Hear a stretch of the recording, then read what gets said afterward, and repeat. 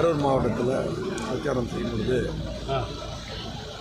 அந்த கூட்டத்துக்கு வந்த குழந்தைகள்,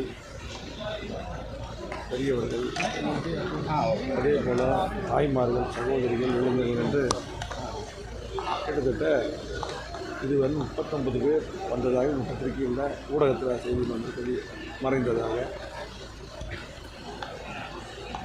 எங்களுக்கெல்லாம் நினைவுகள் வந்து இந்த மாதிரி ஒரு மோசமான சம்பவம் நடந்ததில்லை.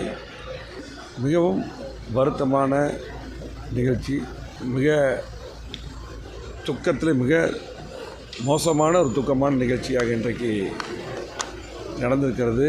வார்த்தையே வரவில்லை.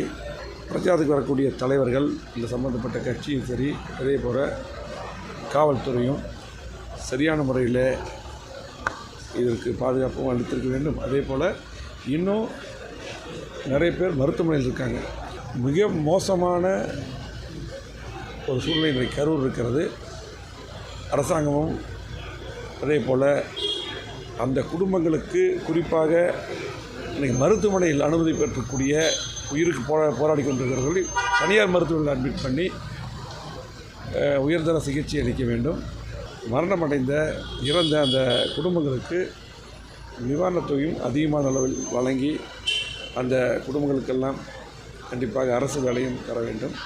அதே போல் இந்த மாதிரி சம்பவம் இனிமேல் தமிழகத்தில் மட்டுமில்லை, எங்கேயுமே எந்த இடத்துலையுமே இந்த மாதிரி சம்பவம் நடக்கக்கூடாது. அதுக்கு போதுமான நடவடிக்கை எடுக்க வேண்டும்.